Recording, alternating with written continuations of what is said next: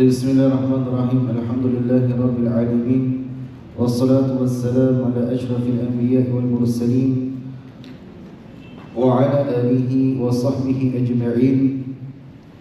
Subhanaka la ilma lana illa ma 'allamtana innaka antal alimul hakim.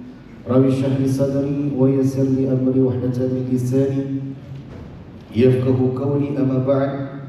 Assalamu alaikum warahmatullahi wabarakatuh. Semangat betul lah. Okey.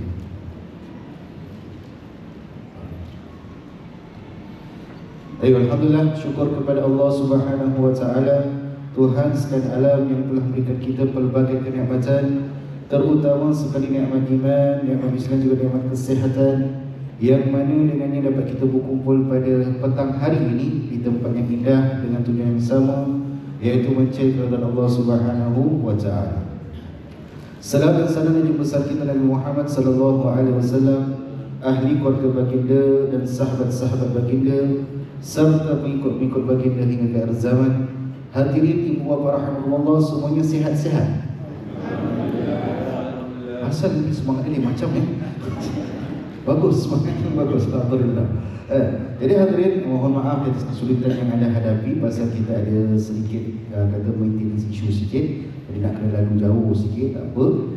Dan kemudian kalau siapa yang driving tadi ada masalah parking sikit, saya rasa tadi pasal ada ramai, ada orang nikah kat bawah, tu yang agak pack sikit parking.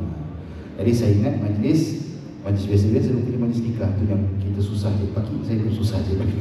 Jadi saya pun sampai terlibat sikit, mohon maaf. Jadi tarakallah, walau macam mana pun insya-Allah kita teruskan pengajian kita dalam manasik haji ini. Semoga Allah berkati kita dan rahmati kita. Ayo sama-sama saya ajak semua anda, kita beristighfar seketika, boleh kita? Kita selawat, kita niat istighfar dengan harapan Allah mengampunkan dosa-dosa kita. Kemudian kita selawat sebagai Rasul dengan harapan Allah berkenankan semua hajat-hajat permintaan kita. Dan kita berada di akhir-akhir nisfu Syaban, yang mana kalau masuk nisfu Syaban bermakna Ramadan dah tak lama dah, 15 hari lagi lah lebih kurang insya-Allah. Jadi kita mohon yang baik-baiklah daripada Allah. Semoga yang baik-baik juga Allah kurniakan kepada kita. Kita mulakan dengan kita Al-Fatihah. A'udzu billahi minasyaitonir rajim. Bismillahirrahmanirrahim. Alhamdulillahi rabbil alamin. Ar-Rahmanir Rahim. Maliki yaumiddin. Iyyaka na'budu wa iyyaka nasta'in. Ihdinas siratal mustaqim. Siratal ladzina an'amta 'alaihim ghairil maghdubi 'alaihim waladdallin. Amin. Astaghfirullah rabbal baraya. Astaghfirullah minal khataya. Astaghfirullah rabbal baraya. Astaghfirullah minal khataya.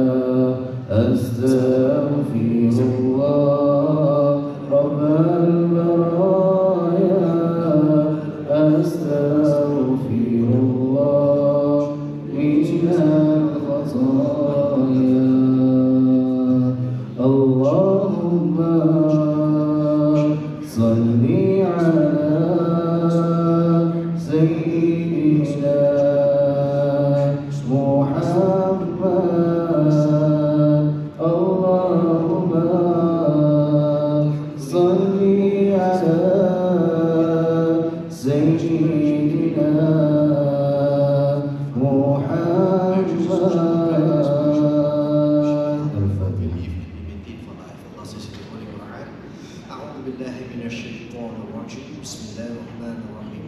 ومن آياته أن خلق لكم من أنفسكم أزواجا لتسكنوا إليها وجعل بينكم مودة ورحمة. Itu khutbah kita kalau tak ingat.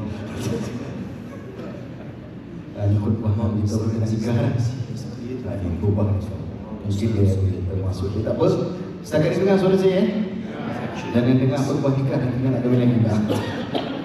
Okey, jadi hadirin kumullah, kita berbalik kepada isu manasik kita ataupun dalam segi pengajian manasik haji kita, yang mana kita membincangkan, kalau Ustaz saya dulu lepas pantang ihram betul tak? So dah jauh masih pantang ihram kan? So dalam ibadah paling yang paling dalam ibadah haji, minta maaf terganggu ingat nak sesi menikah ni terus. Okey, jadi hadirin kumullah, dalam ibadah haji manasik proses itu tak ada masalah, insya-Allah dia okey. Tapi yang kadang-kadang yang menjadi paling mencabar itulah menjaga pantang larang ihram. Kalau kita pernah bersama sebelum ini pun, saya dah kongsikan acap kali, saya ingatkan, sebab proses insya-Allah tak ada masalah. Kita lepas satu-satu kita boleh ingat. Kadang-kadang tak ingat pun tak apa, pasal ada orang akan bantu anda, tak ada masalah. Tapi important ni nak kena tahu yang ibadah yang kita buat mesti kena tahu. Jangan kita tak tahu pula. Jadi tu pasal kita mengulang-ulang. Pasal apa kata semua benda ni ulang 10 kali pun yang ingat satu. Kan? Kalau yang ingat banyak pun kalau dia menghafal lah. Tapi biasalah ibadah kan. Ibadah haji bukan pun kita buat kan. Kadang-kadang semua hidup sekali. Itulah yang pertama, itu yang terakhir.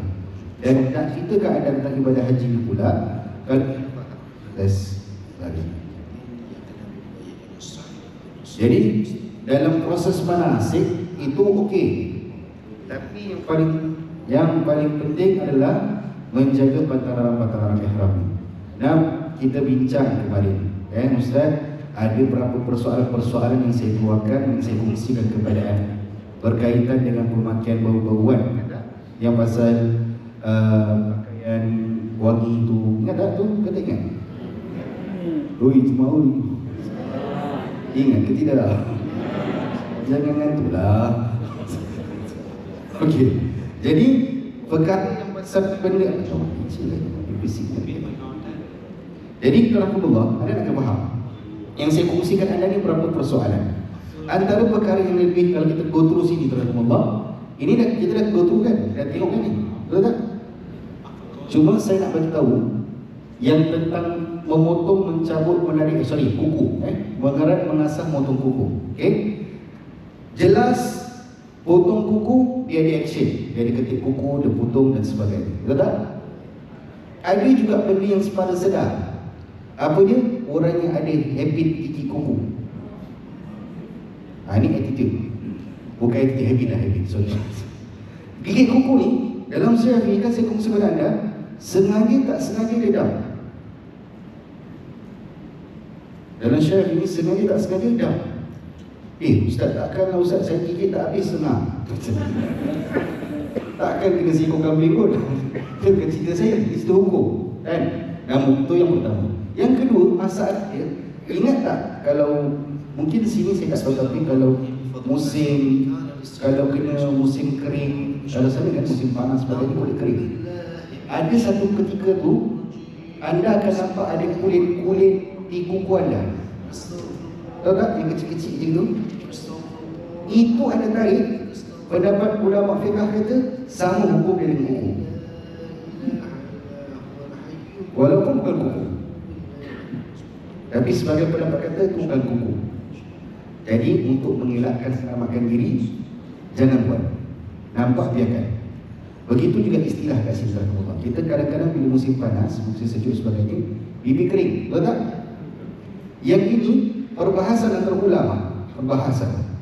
Adakah ia termasuk kulit yang dijadikan sebagai pantang ihram ataupun bukan? So bila dikata bukan kulit, dalam istilah kulit ni apa dia? Kulit kering lah kata orang dalam sebagai pendapat fiqh. Maka yang ini ada optional tak kena. Tak kena. Jangan terima Abdul Raqib bin Abdul Salim. Nanti dia terima tak tahu siapa. Okey. So itu perkara kuku. Pasal apa tuan-tuan? Benda ni dia tak nampak. Sama juga mengasah. Tujuannya tak ada apa-apa, bukan gigit, bukan apa, tapi mengasah. Mengasah tu seolah macam memindahkan kuku dan sebagainya. Sama juga dia kena. Okey? Yang muslimin jarang-jarang lah asah kuku, tapi muslimah mungkin lah. Nampak macam dia lebih-lebih sikit besar. Allahumma barik alaikum wa jama'a bainakum fi khair. Alhamdulillah. Dan sah kan? Tidak bantuan sikit ni. Kemudian kita bincang tentang menggunakan sorekan yang berlebihan yang berwangi. Nah, yang ini istilahnya sama rahimahullah, pasal bedak mengandungi wangi-wangian. Yang ini mungkin muslimin tak adalah pakai bedak kan? Ada muslimin pakai bedak? Ada juga itu masing-masing lah. Tapi untuk ketika ihram dielakkan sebab dikhawatir bahan tadi mengandung wangi-wangi. Okey. Kemudian melakukan perdagangan bersetubuh menikahkan wakil pernikahan semasa ihram tidak boleh dilaksanakan. Saya difahamkan untuk kali ini ada jemaah-jemaah yang ramai suami isteri, betul kan? Yang kemarin banyak seorang-seorang bujang-bujang, tapi tak bujang sangat. Isteri pergi, suami tak pergi. Suami pergi, isteri tak pergi, itulah terlepas kan? Tapi tahun ni banyak suami isteri, betul kan? Betul. Dia tak ada masalah anda nak satu bilik ke tidak, tak ada masalah. Ni kalau saya cerita hukum lah, cerita hukum. Yang masalah kalau telah membuat pendahuluan persetubuhan bersetubuh, itu masalah. Faham ni? Jadi untuk sebahagian kita elak untuk duduk lain-lain, sama tak apa, masih punya hak, tak ada masalah Tapi ikut hukum tak ada masalah, kecuali anda melaksanakan demikian, melakukan pendahuluan persetubuhan dan sebagainya. Berian yang berlaku tak? Ada berlaku tak? Ada, cuma kita yang lepas. Ada bukan kata tak ada, rahimahullah. Negara Arab ni lain sikit dia pembawakan dia. Betul kan? Kena daging hari-hari dengan panas dia kan? Subhanallah. Lepas tu duduk dengan Mak Haji. Mak Haji pun kata, Pak Haji kau lah ni, tengok-tengok aku. Asal lah. Tapi sebenarnya tak boleh. Orang tengah ihram tak boleh dielakkan. Kalau kena, batal. Kalau bersatu, bersetubuh, batal. Faham ni? Bukan setakat terendam. Diorang satu dam, dia tengok masa bila dia tahallul awal ataupun dia berlaku lepas tahallul awal. Ini hukum haji dia. Tahallul awal maknanya dia belum tahallul awal, maknanya dia belum wukuf Arafah. Lepas tahallul awal maknanya dah wukuf Arafah. Itu hukum dia lain. Tapi sama-sama kalau kena macam itu, dia ambil seekor unta. Okey? Menikahkan wakil pernikah ini makruf kata rahimahullah. Ada orang ada tujuan demikian, tapi semasa ihram tak boleh. Okey, memotong mengerat menjauh pokok dan tanaman di tanah haram ini maklum, makruf. Saya tak panjang sangat. Ada soalan kat sini? Setakat ni ada soalan tak untuk tentang potong-potong ni? Ini bermakna rahimahullah, kalau ikut Syafi'i dia potong, maknanya kerat. Dia potong kan? Dia mencabut, rumput. Tapi dalam pandangan Imam Syafi'i, dalam mazhab Imam Syafi'i, dalam Imam Mu'tabar, petik pun jadi isu. Faham petik? Potong lain, cabut lain, petik lain. Tapi petik ni soalan dia ialah awak tak masak lah, dulu orang masak. Dulu zaman seorang pergi haji, orang bawa bekalan sendiri dan sebagainya kan. Maka di sini perbincangan fiqh yang besar. Macam petik tauhid, tengah ihram ni nak makan, boleh ke tak boleh?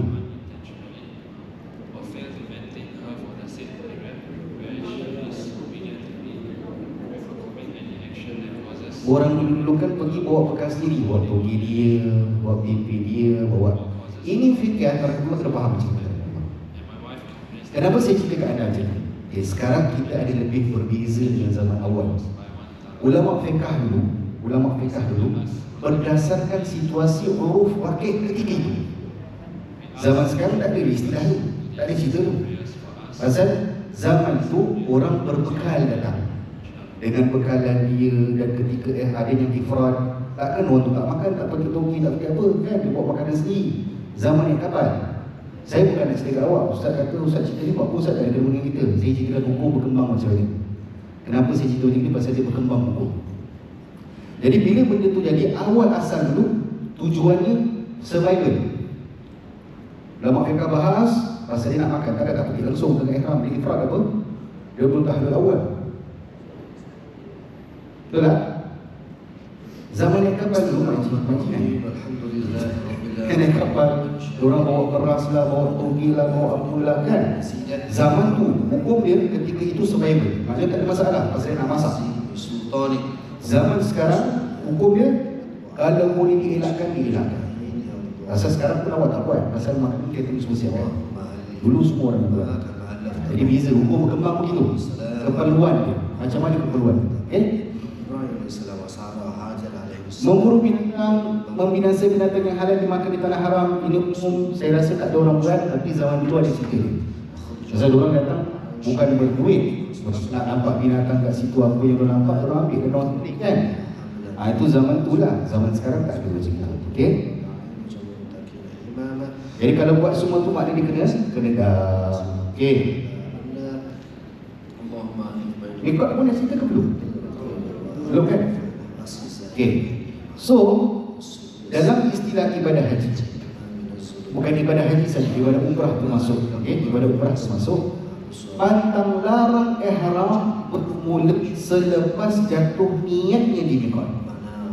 Selagi dia belum jatuh niat, dia belum kena apa-apa. Clear setakat ni? Boleh? Cuba cari jalan macam mana boleh kurangkan dia punya gangguan ni.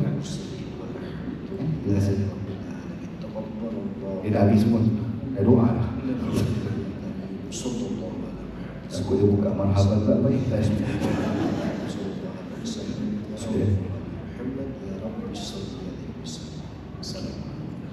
Selesai.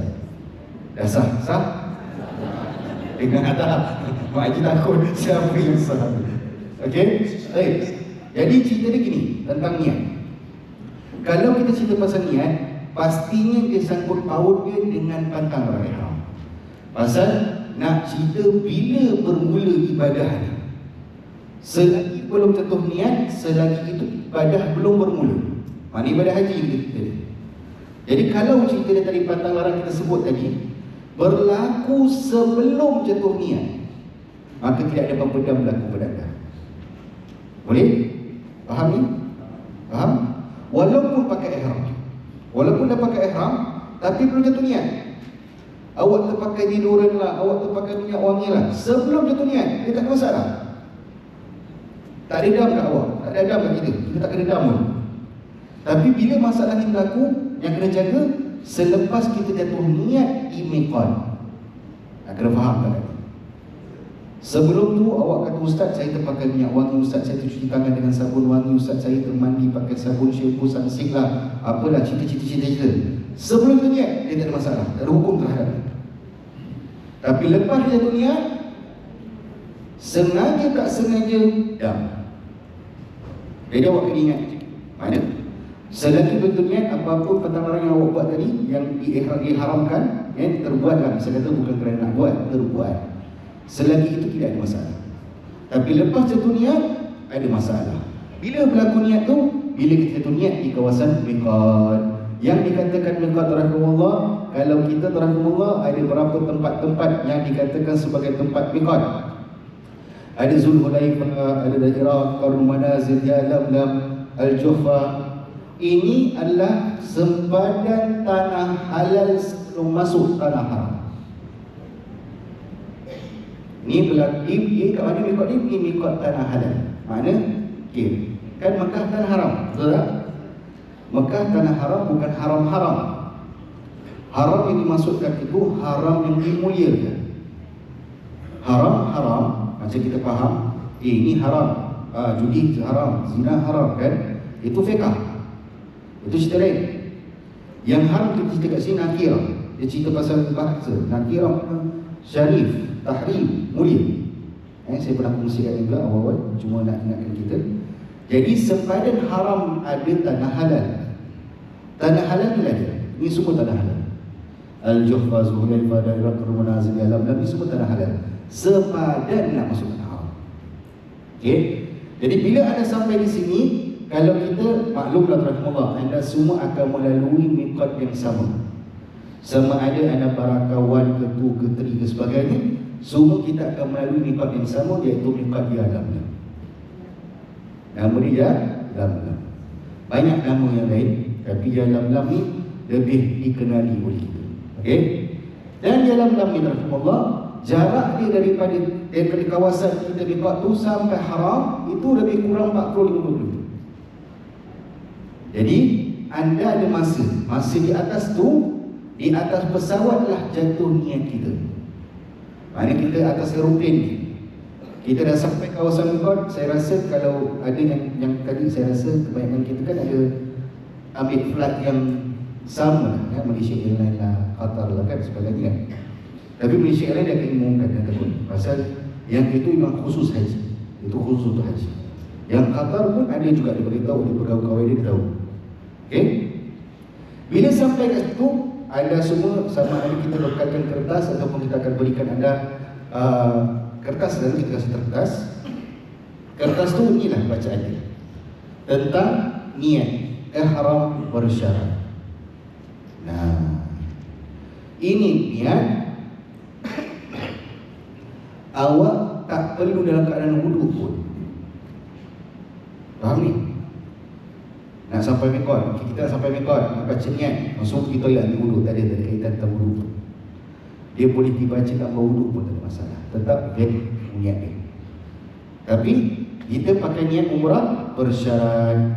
Kenapa dia bersyarat? Sebab situasional yang berbeza bagi orang dan sebagai orang tertentu, khususnya dari muslimah lah. Tapi sebagai saya umumkan pada cerita-cerita yang lain kongsi kepada anda pun, apa niat dia boleh kita kasih sama. Ini bahasa Melayu pun tak apa, awak tak hafal, awak baca pun no problem. Bukan nak kena hafal pun. Macam Fatihah kena hafal dalam solat tak sah nanti. Tapi ni dia tak hafal pun tak apa, awak baca. Okay? Apa dia? Sahaja aku menunaikan haji. Siapa tunaikan haji? Orang ifrad haji. Betul tak?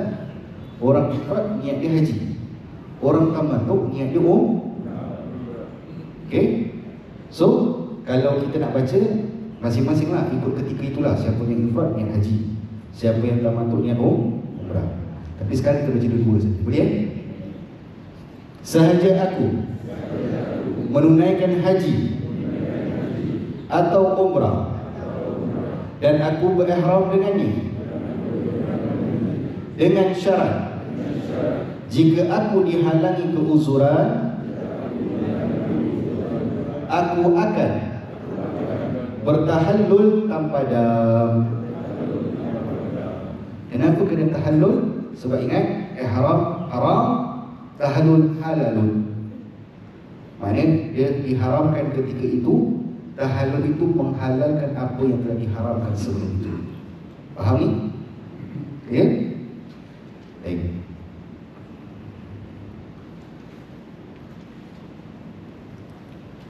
Okey.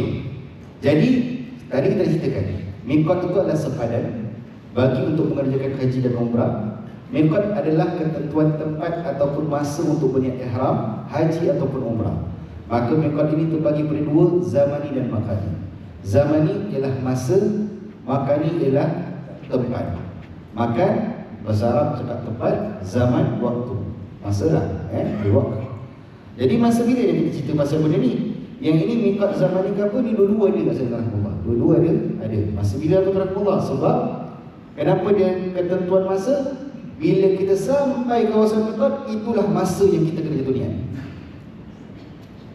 Kemudian kenapa tempat? Sebab tempat telah ditentukan untuk kita jatuh niat.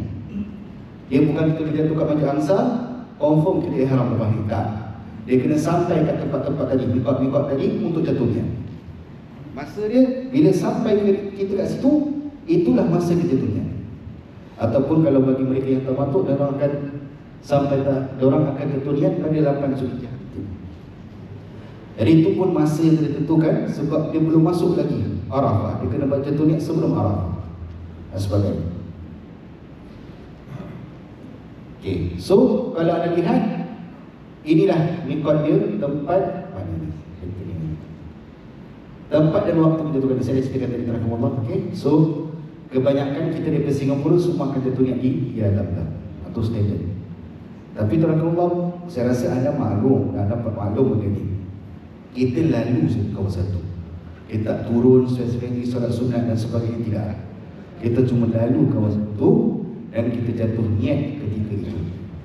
Bukan kita naik flight daripada Singapura ke mana anda naik nanti sampai yang Langam semua turun. Tak. Kalau semua turun, pilot mengamuk belaka. Jadi kita lalu kawasan ini sebab dikirakan sebagai melalui sepadan. Habis hukum di situ. Mana tak sebenarnya kita kena ada kat situ pun. Mana kita kena solat kat masjid ini, tidak. Kita lalu kawasan tu, kita berada di situ pada ketika itu, pada masa yang tentukan, kita niat very. Sama juga nanti kalau awak nak buat umrah yang umrah, apa kata umrah sunat kemudian kan. Walaupun di kawasan tanah haram, anda masih berada di tanah haram. Tapi ada mikot-mikot di tanah haram yang Nabi jatuh niat kat situ. Jadi kita pun jatuh niat kat situ. Tapi yang mikot itu bukan mikot, itu tempat jatuh niat. Kalau mikot dia sepadan tanah haram dengan tanah halal. Jadi kalau kita lihat yang Madinah, ada yang package Madinah awal dan sebagainya tu, masing-masing package lah Tapi nak cerita kat anda, yang di situ namanya Bir Ali. Kalau daripada Madinah nak pergi Mekah, tempat jatuh niat ada di Bir Ali.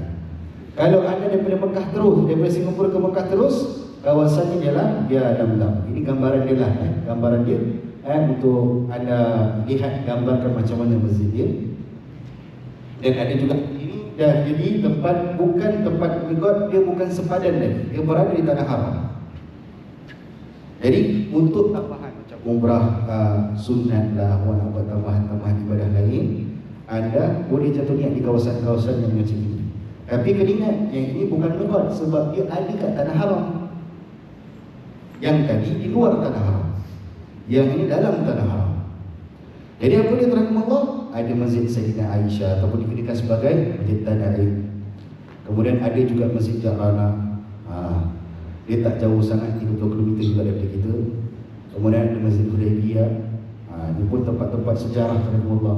Hudaybiyah berlaku Baitul Ridwan, perjanjian Hudaybiyah yang berat sebelah berlaku kat sini. Yang kira perjanjian yang berat sebelah tu kat sini Tapi kita jadi tempat. Kenapa jadi macam tu? Ingat Nabi tak boleh masuk. Nabi tak boleh masuk sebab dihalangi. Dihalangi oleh orang-orang Quraisy untuk memasuki Mekah untuk ke umrah. Jadi Nabi gugur tahalul kat sini. Nabi gugurkan niat, Nabi bertahalul di sini, maka perjanjian berlaku, maka lepas tu baru orang Islam boleh masuk. Kata tak boleh masuk. Ini dia, penting. Jenis-jenis haji. Jenis-jenis haji ada 3 jenis rahimahullah yang semua ma'ruf.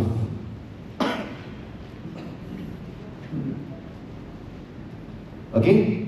Apa dia rahimahullah? Pertama sekali haji ifrad.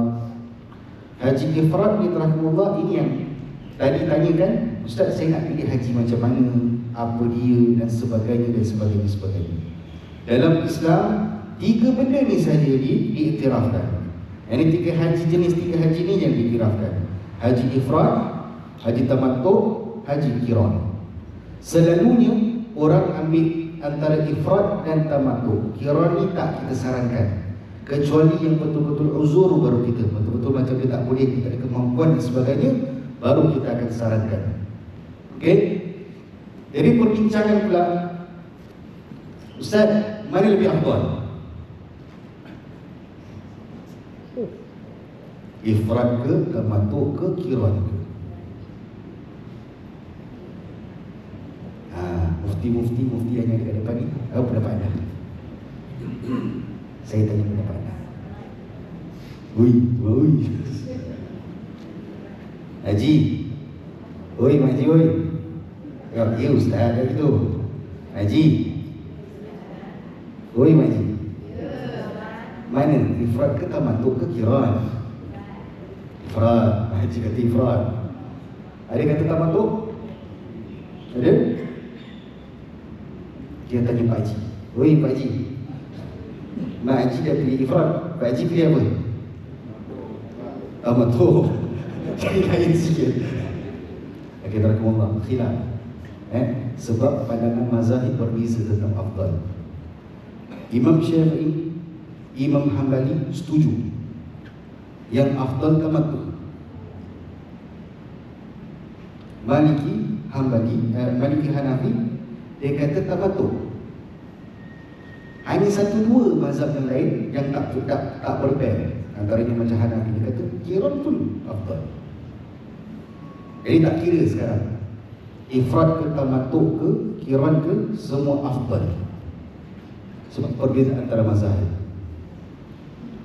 Kenapa mesti ada perbezaan? Berdasarkan pemahaman hadis yang berbeza. Pasal dia kata Nabi buat ifrad tu, tapi Nabi suruh sahabat buat tamattu. Ada pula kata Nabi buat tamattu. Nabi cakap kalau diizinkan Tuhan tahun depan aku nak buat ifrad. Jadi ada perbezaan di sini. Jadi awak tak payah nak cakap mana paling afdal. Yang paling afdal dapat buat haji, alhamdulillah. Betul tak? Mampu ikut mana? Mampu ifrad, fadal. Mampu tamattu, fadal. Mampu qiran, fadal. Tak ada masalah. Yang tak boleh haji.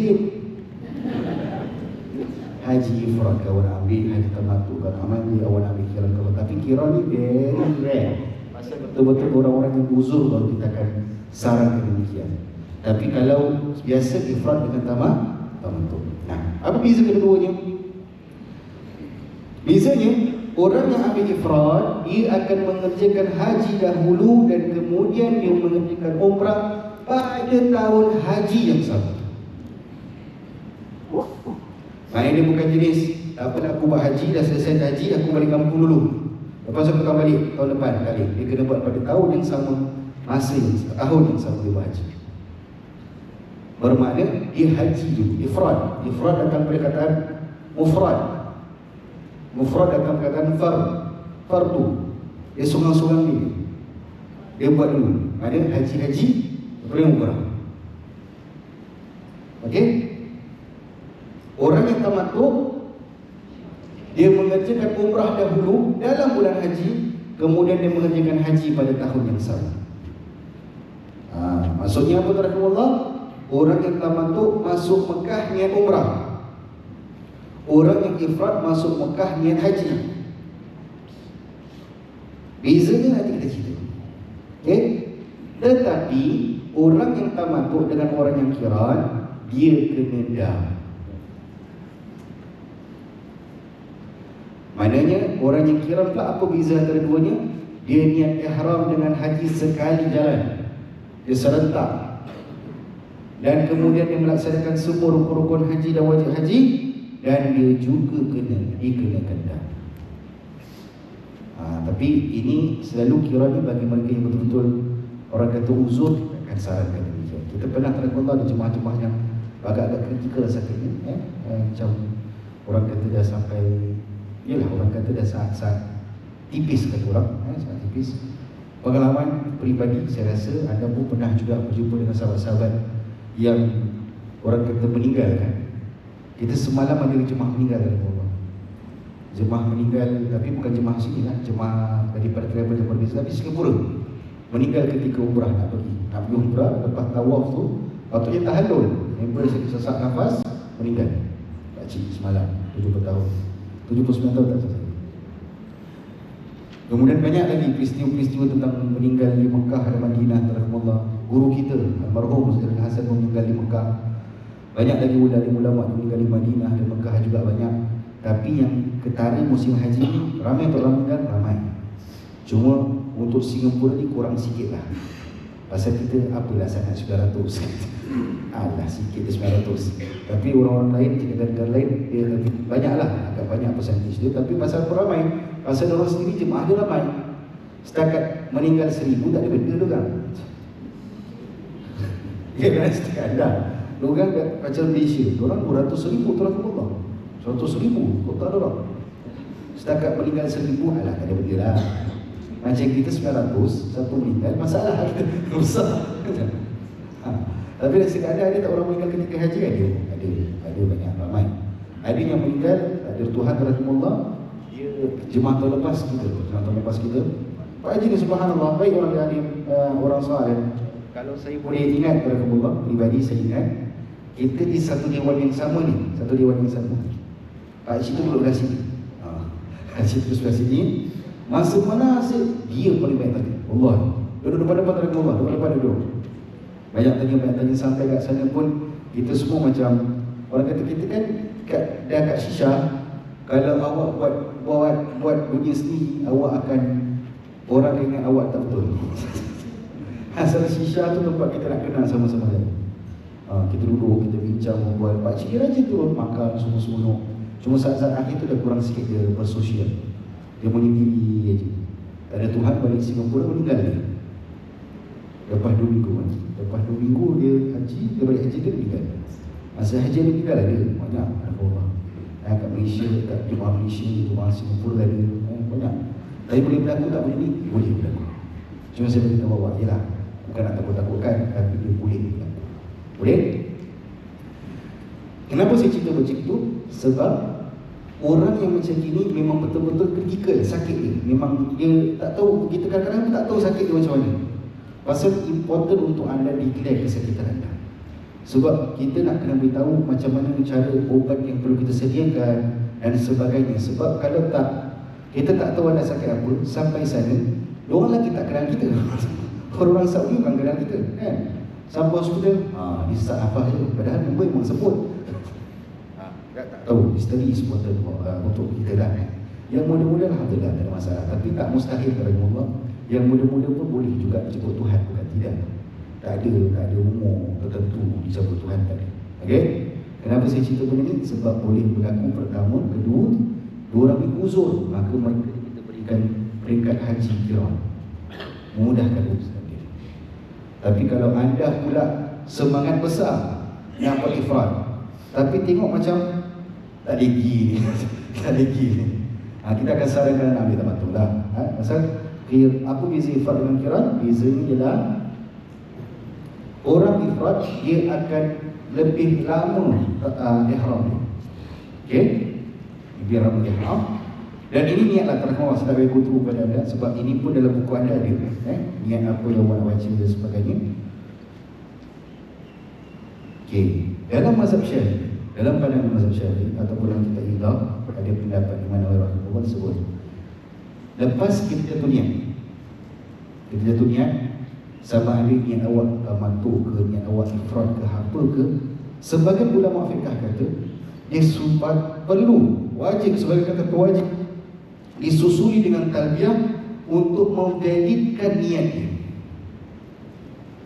Contoh, dia baca ni, dia baca niat dia, kan?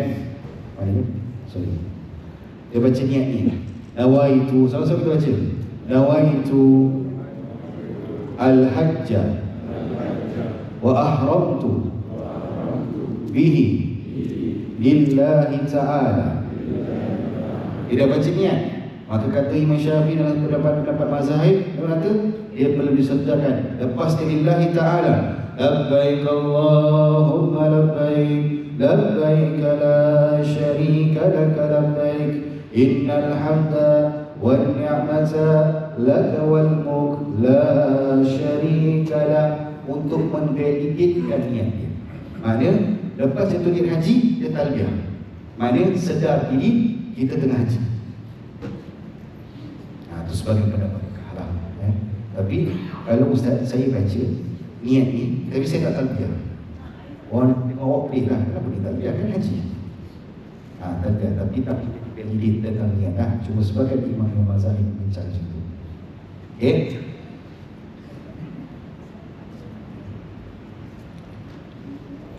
Ini ada syarah dengan Allah, tapi saya rasa saya tak saya syarahkan ke apa, tak perlu. Pasal kenapa dia labbaik Allahumma labbaik dan sebagainya, ialah sebab adalah suruhan daripada Allah SWT kepada Nabi Ibrahim AS. Yang mana Allah memberitakan Nabi Ibrahim, serulah mereka datang ke rumahku. Nabi Ibrahim kata, ya Allah, mana boleh aku ni suara macam ini, mana mungkin sampai kat semua umat, mana mungkin sampai kat semua hamba-hambamu. Kata Allah kepada Nabi Ibrahim AS, kau pergi seru ke atas tu, yang sampaikan tu tugas aku. Kerja kau seru, aku kerja yang sampaikan. Jadi kita pergi haji ni, pasal seorang cakap dah sampai seru sebab seruan tu sampai kat kita. Tak buat juga tak tahulah. Ustaz, saya sebenarnya Ustaz, saya fikir-fikir Ustaz masa pergi haji kemarin, tiba-tiba pula dia panggil nama saya. Saya dah plan nak pergi Norway ni dia. Tersadar ini ketentuan Allah. Ini semua Allah yang jemput, bukan kita ni. Bukan urusan manusia, luar daripada urusan manusia. Ini memang kerja Allah. Jadi yang sampai kat kita, satu, bukan pasal pakej haji kita, bukan pasal ustaz yang mengajar pun, bukan. Tapi yang sampai kat kita pasal dah terdetik niat kita nak tunaikan haji, Allah permudahkan sampai saat ketika ini. Tu pasal ini kerja Tuhan. Ya, memang kerja Tuhan bermakna awal sampai akhir tu. Rahimahullah, guru saya sebut, kita sembahyang kan tak boleh buat sembarang-sembarang, betul tak? Bila kita takbiratul ihram, kalau nak minum air boleh? Tak boleh. Kalau kita tiba-tiba, alah panjang pula Fatihah ni, aku baca yang ringkas-ringkas ya, boleh? Tak boleh. Pasal Fatihah rukun. Begitu rukuk, begitu sujud dan sebagainya.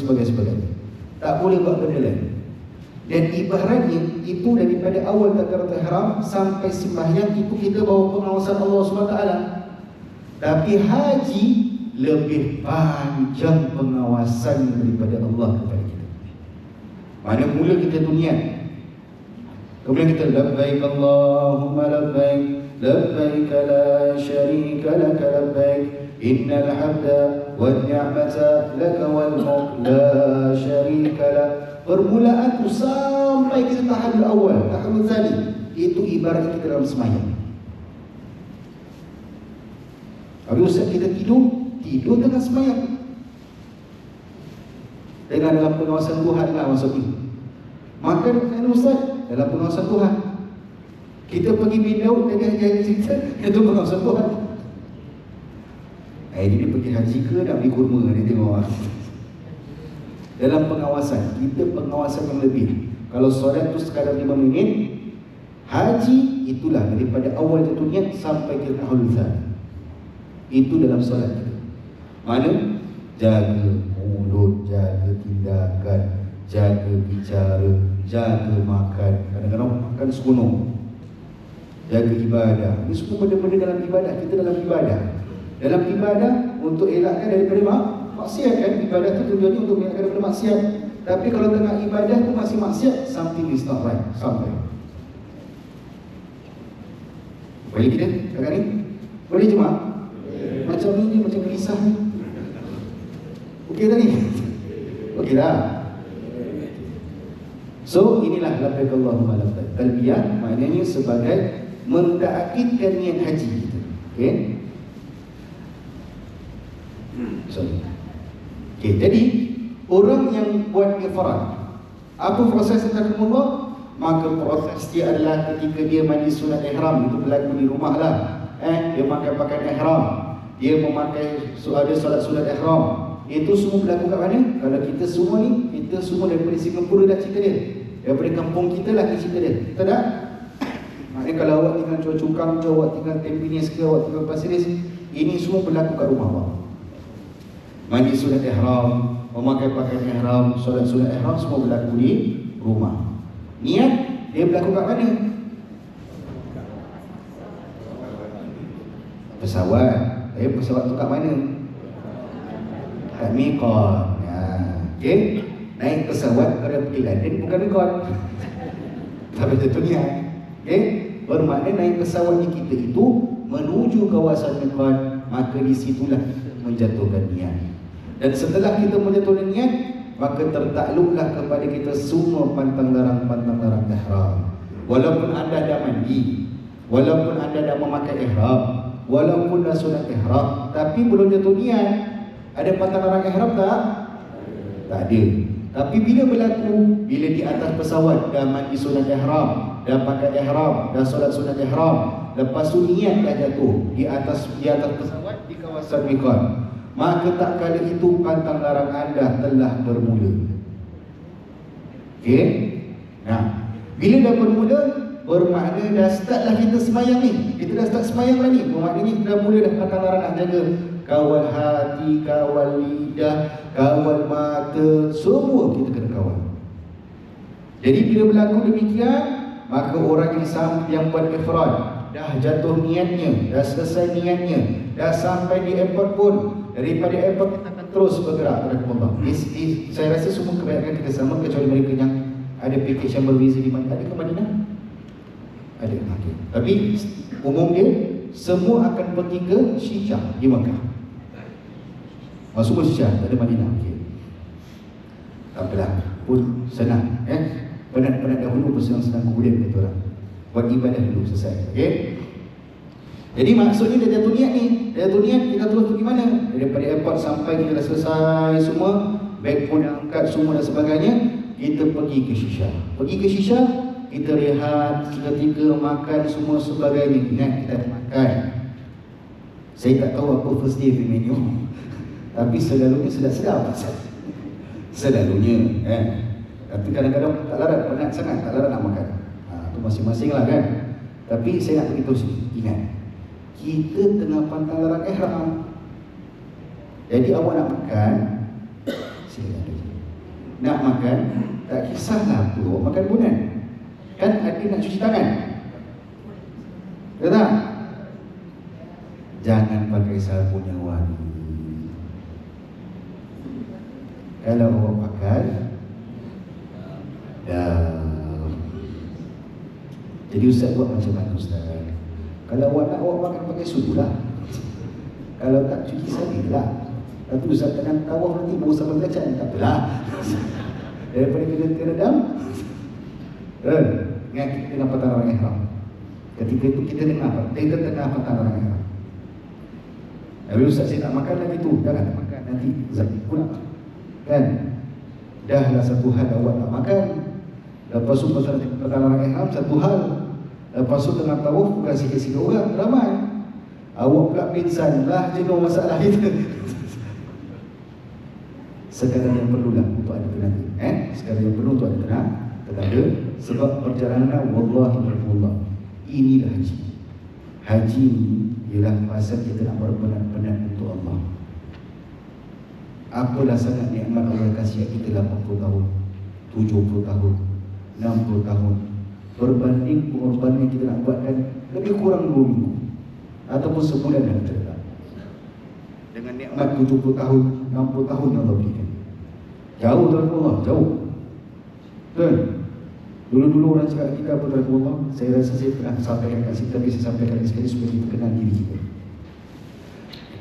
Belajar tak pandai, sekolah tak tinggi mungkin, takat tu ialah kerja kita. Itu pun 50 tahun, 30 tahun, kerja tu tak tukar-tukar, tu je lah kan. Kalau sekarang, orang budak-budak sekarang setahun 10 kerja tukar. Orang dulu satu kerja 30 tahun. Orang sekarang satu kerja satu tahun 30 kali tukar. Masing-masing ni hak masing-masing kita tak kira. Tapi nak bandingkan nikmat tu, tak ada apa-apa. Apa yang kita ada? Di rumah kampung, pergi rumah flat tinggal rumah bangalo tinggal rumah apa lagi tak tahulah. Kan? Apa-apa nikmat yang kita ada, berbandingkan yang kita pernah dengan Allah selama 1 bulan ni lah kita kira. Jauh je. Apalah puluhan tahun dibandingkan dengan sebulan. Bisa. Jadi inilah haji. Haji ni memang berpenat-penat. Kalau anda lihat dalam surah At-Taubah, kalau saya ingat saya ayat berapa saya lupa, tapi dia cerita tentang Allah cerita tentang hamba-hamba yang datang dengan muka yang berdebu-debu. Berdebu-debu ni. Mana tak tahu ke bawah, kita duduk padang pasir, dulu-dulu dah cerita ni kan. Dalam padang pasir, berdebu lain dan sebagainya datang. Lebih Allah pandang muka dia daripada dia yang muka dia bersih dengan air-air. Asal dia penat-penat sungguh-sungguh kan. Dia Allah pandang dia.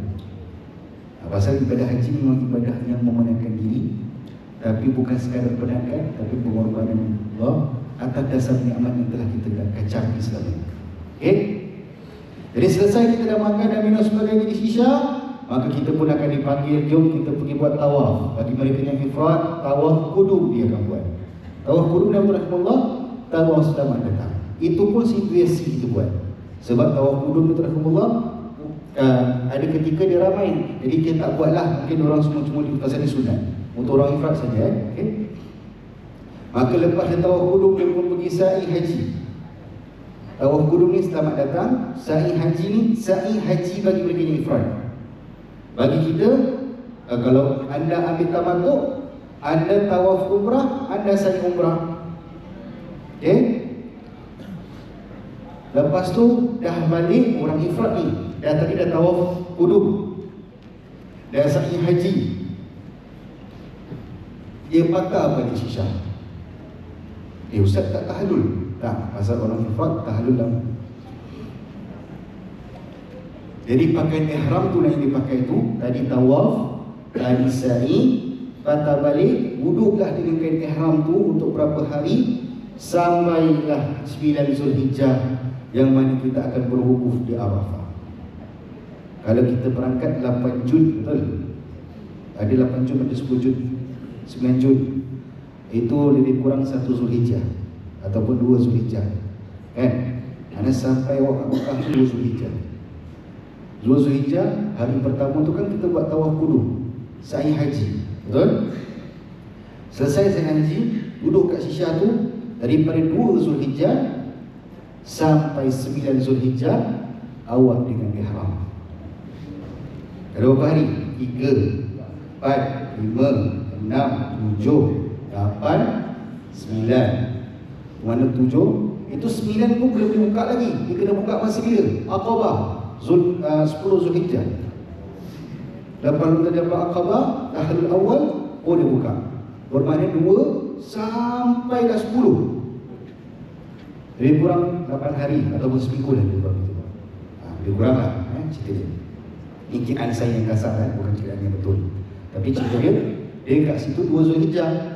Dia lepas ihram, tahlul awal 10 Zulhijjah, lepas tu dia Aqabah. Bermakna lebih kurang seminggu dia berihram. Ustaz, tak mandilah, jangan tak mandi. Cuma jangan pakai sabun yang wangi. Ada sabun sekarang, sabun umrah lah, sabun apa dah kan, orang sabun yang tak ada wangi-wangian, tu boleh. Awak nak pakai sabun fat pun boleh. Saya buat. Yang penting sabun tu tak ada bauan, tak ada apa kata wangi-wangian tu semua tak ada. Awak nak pakai apa, pakailah. Boleh ke mandi? Boleh, tak masalah. Tapi Ustaz, saya nak kena pakai benda tak boleh. Pakai dulu ni pasal awak tengah ihram. Jadi mandi saja je lah, Kalau awak tengok kitab Nawawi rahimahullah, dia sebut tentang berapa kali orang yang tengah haji ni dia kena mandi, dia sebut disunatkan mandi. Kata dalam pandangan Imam Nawawi rahimahullah, dia bilang tempat-tempat yang dia kena mandi. Kenapa? Supaya jangan nampak selitih sangat. Pandangan dia. Tapi selekehnya kita tu janganlah selalu sangat, nampak sangat macam betul-betul susah kan? Jangan situ kan?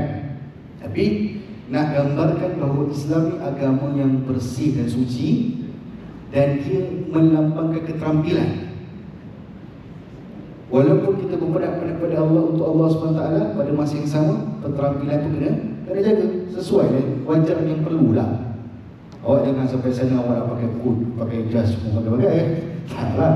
Cuma sekadar yang perlu ikut pakai ketika itu. Itu pandangan di mana orang Allah. Tapi orang macam mana pun itu pandangan. Jadi orang yang cakap gini terhadap Allah, maka dia habis di 7 Arafah tu pula dia tiba di Arafah pada 8 Zulhijjah. Kemudian dia dengar khutbah Arafah waktu Zuhur, dan kemudian kita doa di bawah langit, di langit Arafah selepas asar. Di sana di Arafah kita ada khutbah khusus rahimahullah, iaitu nama dia khutbah Arafah. Khutbah Arafah ni siapa yang akan berikan? Bagi mutawif yang akan bersama anda atau ustaz yang bersama anda akan sampaikan. Tapi apa akan berlaku? Lepas kita khutbah Arafah, kita akan solat zuhur dengan asar sekali. Lepas tu kita akan buatlah kita akan ada bacaan, kita zikir, kita lihat sebagainya, sampailah nanti kita akan berdoa di langit Arafah ketika asar. Lepas asar tu dah habis selesai, berangkatlah kita pada 9 Zulhijjah ataupun masuk 10 Zulhijjah, kita berada di Muzdalifah, mabit di Muzdalifah. Kemudian begitulah kita mabit juga, kita mabit tu kita bermalam dan kita mengutip batu-batu. Tapi sekarang tak payah. Batu dah nak kasih. Tapi nak bawa banyak pun bawa sikit. Awak jangan bawa batu rumah sudah. Ada orang kasih akan. Tapi bila kita dapat tu, satulah. Tapi kalau awak tak dapat, kat kawasan Muzdalifah tu memang banyak batu-batu kerikil ni, memang nak kena ambil lah. Kalau awak nak ambil, ambil. Ada orang tanya saya rasa saya pernah tanya tulis soalan juga, tapi saya rasa ini benda saya nak sampaikan macam ni. Dia tanya saya, Ustaz, batu Muzdalifah tu, yang batu ni lah, jamrah tu, saya bawa balik bikin batu cincin boleh? Kata ulama-ulama, apa yang di Mekah tinggalkan di Mekah, jangan bawa balik. Apa yang hak Mekah, hak Mekah. Terbawa lain cerita lah kan, tapi jangan sengaja membawa. Pasal cerita dia tadi, dia cerita dia nak bawa batu tu bikin cincin. Saya tak tahu bagaimana dia, tapi mungkin kenang-kenangan lah. Bagi dia ni kenang-kenangan. Tapi istilahnya apa yang kat Mekah tinggal kat Mekah, jangan bawa. Faham tak? Okey? Jangan pula lepas tanya saya, Ustaz kalau saya mau balik Kaabah macam mana? Kesian orang nak tahu macam mana. Kaabah tak ada. Jangan bawa pergi Yaman lah. Okey? Benda-benda di Mekah tinggal kat Mekah, jangan bawa balik. Kemudian kita lontar jamrah hari raya pagi Zulhijjah, 10 Zulhijjah. Kita jalan sampai ke kawasan Mina. Sampai kawasan Mina tu kita pun lontar jamrah Aqabah. Aqabah ni jamrah yang besar. Jamrah ada 3, Ula, Wusta, Kubra. Tapi pagi hari raya 10 Zulhijjah tu kita cuma lontar jamrah Aqabah saja, yang Kubra. Lepas tu selesai kita tahallul, itu tahallul awal. Maka mereka ifrad ketika itu dah terlepas kaki daripada ihram. Lepas dia tahallul, itu orang ifrad. Macam ada berani, tak ada masalah. Macam kita pandangan mazhab berbeza tentang mana satu afdal. Tak ada perbezaan. Perbezaan pendapat mazhab saja. Ada kata ini, dia kata ifrad yang afdal, dia kata tamattu yang afdal, dia kata qiran pun afdal. Dia tak ada istilah mana lebih afdal. Semua buat betul. Semua buat afdal. Pada pandangan dia berkecam. Lain jumhur, lain dalam 3 kata ifrad, ataupun 3 kata tamattu, ataupun 3 kata qiran. Tapi dia berkecam, 2 pendapat tamattu, 2 pendapat ifrad, 1 pendapat qiran. Ada 1 yang kata qiran pun betul. Ini pandangan dalam kitab Nawawi. Tak ada masalah. Okey. So selesai lontar jamrah Aqabah, umrah tu 7 biji batu, maka dia dah tahlul. Dan itulah dia dah selesai tahallul awal. Haji ada 2 kali tahlul. Allah. Ada tahlul awal, tahlul tsani. Kalau umrah tahlul selesai. Tapi haji tahlul awal walaupun selesai, tapi masih ada patang larang nak kena jaga. Apa dia? Patang larang dia, gugur semua patang larang kecuali bersatu suami isteri, tak boleh buat. Yang lain semua dah boleh. Nak pakai sabun mandi, pakai. Nak pakai lifebuoy, letak kat bathtub, rendam lama-lama, suka tinggal lah. Lemah awal, kan? Tapi apa yang tak boleh buat, semua gugur kecuali bersatu suami isteri. Kenapa? Sebab kita ada 4. Kita ada 11, 12, 13. Yang ini 8, 9, 10. Selesai kita lontar jamrah Aqabah. Itu tahlul awal. Tahlul tadi bila nanti lepas selesai 13, 12, 11, 12, 13, itu tahlul tadi. Nanti kita cerita tahlul tadi macam ni. Nak kena botak lagi ke? Ya, itu cerita lain. Awak selesai kelengkapkan awak punya rukun haji yang terakhir, maka itulah tahlul tadi awak. Okey? Boleh? Saya disuruh berhenti.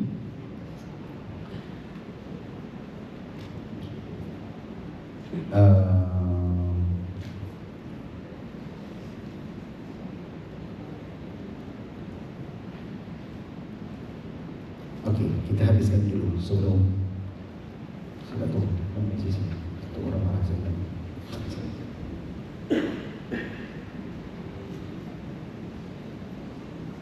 Okey, kita berhenti sini dulu. Boleh? Boleh tak? Boleh tak? Sebab saya dikata untuk kita teruskan dengan sedikit majlis nisfu Syaban. Tapi tak adalah pesanan Rasulullah. Pasal kita malam ini nisfu Syaban, kita kasih kata pendapat masing apa kata kita kasih nasihat-nasihat sikit aja lah dan sambil-sambil itu saya ajak anda rahmatullah untuk kalau anda nak menghadiahkan kepada orang tua anda sampai satu ketika saya baca tu anda niatlah untuk orang tua anda. Boleh? Boleh? Boleh? Kita minta kat dia boleh cuma? Boleh tak? Macam tak ada orang ada ni. Okey, so nak cerita anda sebelum saya tutup rumusan ifrad ni. Dia punya ifrad ni sebab dia ibadah dia haji dulu baru umrah. Jadi lepas ni dia dah selesai tahun awal pun dia belum buat umrah lagi.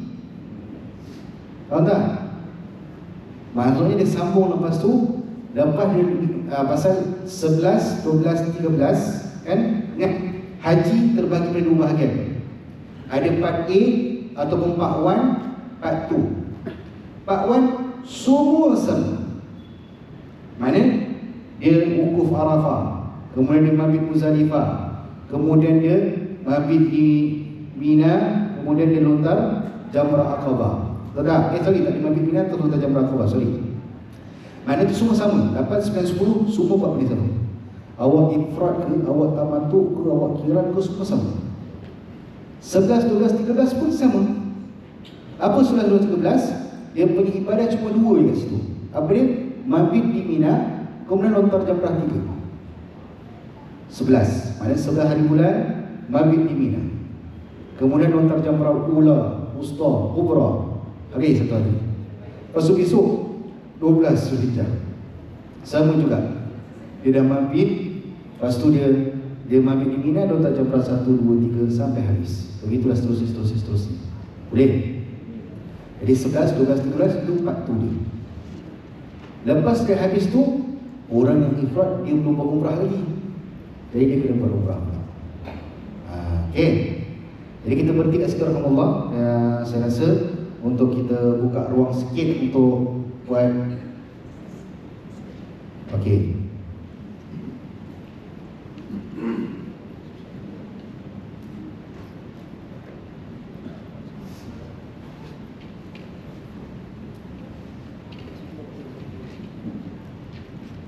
Jadi rahmatullah, apa kata rahmatullah, saya akan ajak anda sama-sama ada doakan untuk arwah ibu ayah anda sebelum saya buat tali dekat sikit. Nanti lepas itu doa tutup dengan doa ibu sahabat. Boleh? Boleh tak jemaah? Boleh. So sama-sama kita mulakan.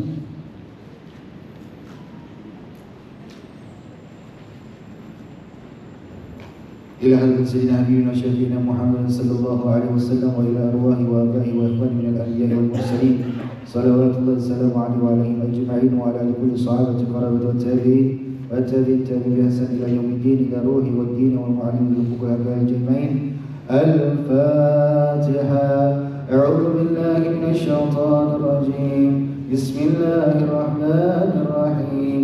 الحمد لله رب العالمين الرحمن الرحيم مالك يوم الدين إياك نعبد وإياك نستعين اهدنا الصراط المستقيم صراط الذين أنعمت عليهم غير المغضوب عليهم ولا الضالين آمين. بسم الله الرحمن الرحيم. قل هو الله أحد الله الصمد لم يلد ولم يولد ولم يكن له كفوا أحد. بسم الله الرحمن الرحيم. قل هو الله أحد الله الصمد لم يلد ولم يولد ولم يكن له كفوا أحد. بسم الله الرحمن الرحيم. قل هو الله أحد الله الصمد لم يلد ولم يولد ولم يكن له كفوا أحد. لا إله إلا الله والله أكبر. بسم الله الرحمن الرحيم. قل أعوذ برب الفلق غاسق إذا وقب ومن شر النفاسات في العقد ومن شر حاسد إذا حسد. لا إله إلا الله.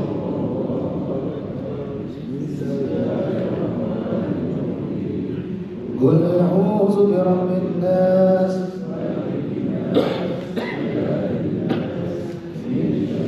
وسواس الخناس الذي يوسوس في صدور الناس من الجنة والناس. لا إله إلا الله والله أكبر.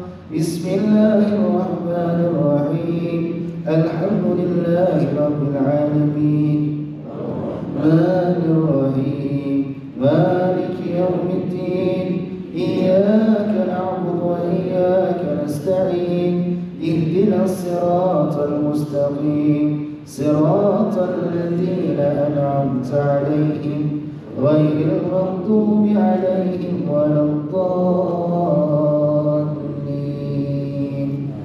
Amin. Seterusnya masa selalu dihadiri juga Al-Fatihah kepada arwah ataupun kepada kita almarhumah, siapa-siapa kita kenal, kita nak hajatkan sama adik ibu kita ataupun siapa-siapa kenal kita hadiahkan insya-Allah ila almarhumah. Kita sebut masing-masing Allah.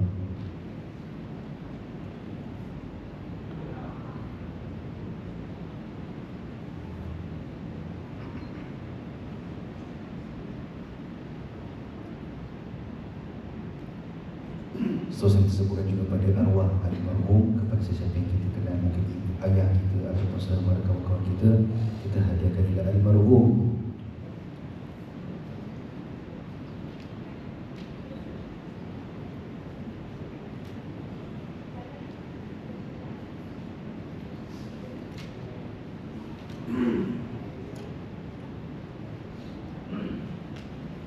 Al-Fatihah.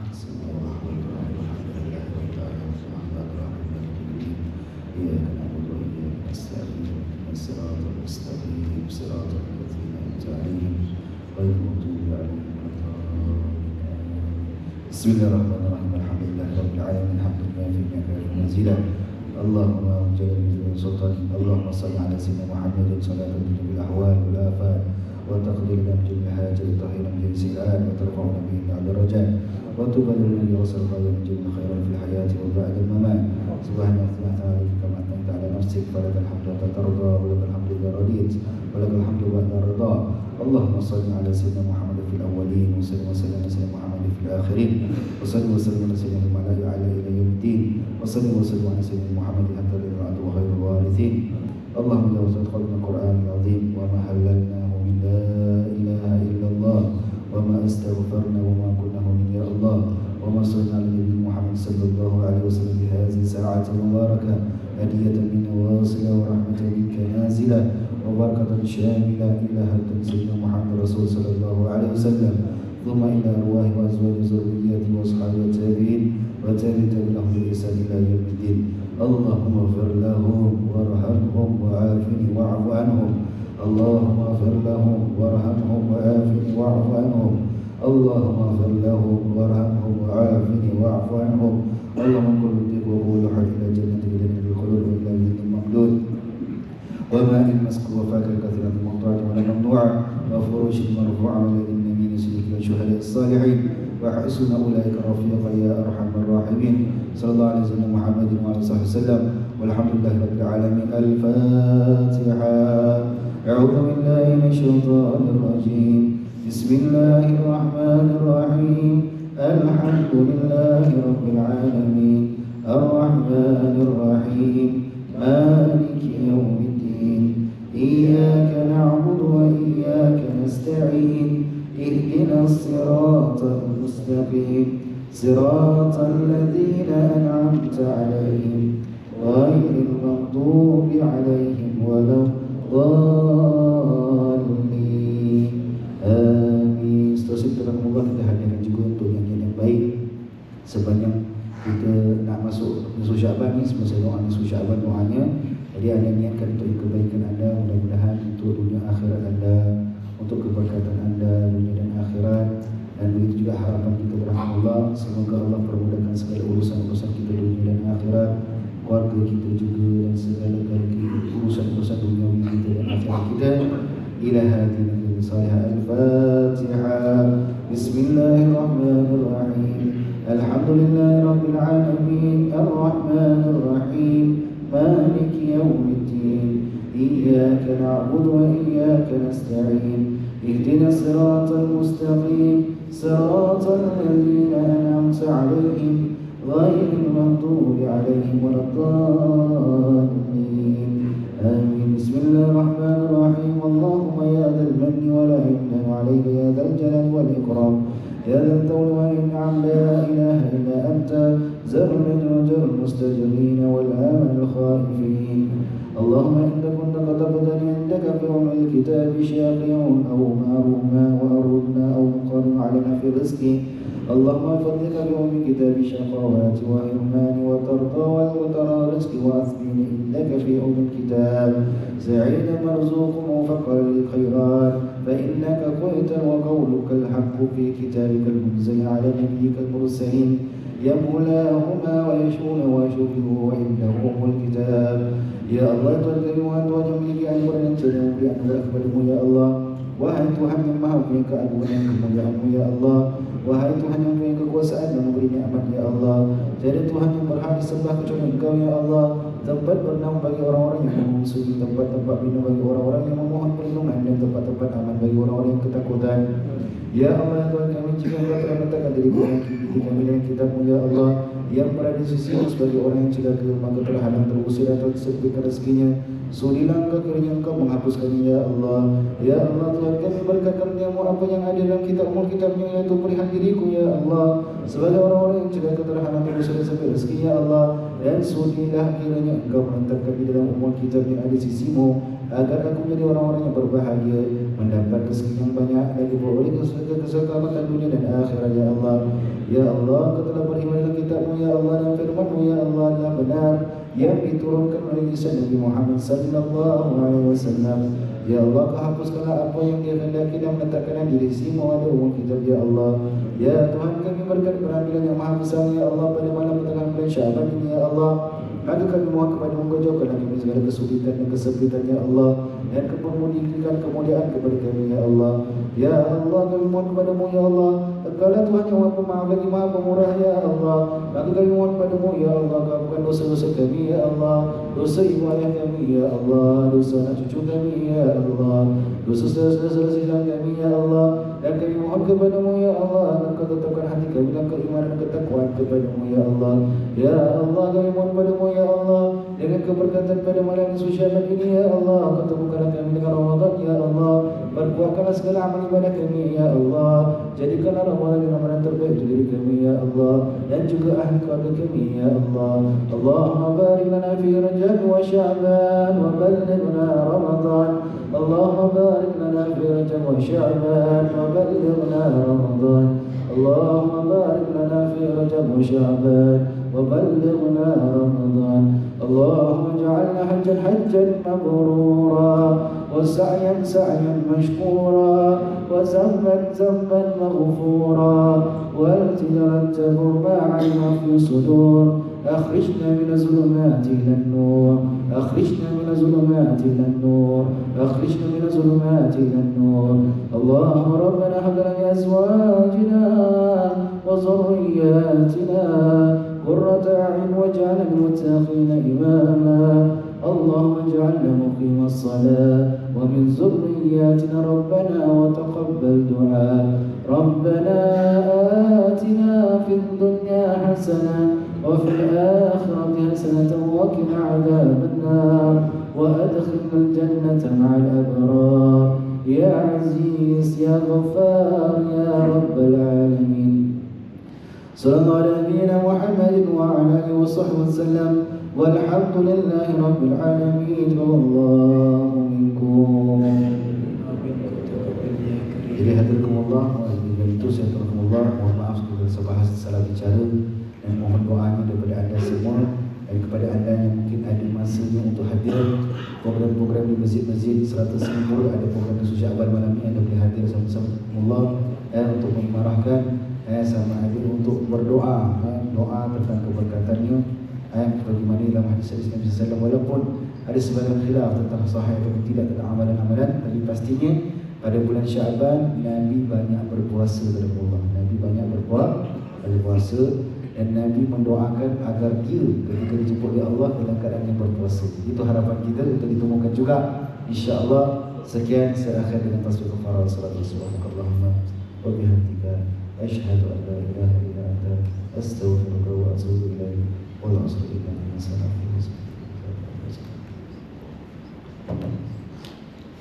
Sekian Allah, sampai bertemu. Wassalamualaikum warahmatullahi wabarakatuh. Waalaikumsalam warahmatullahi wabarakatuh.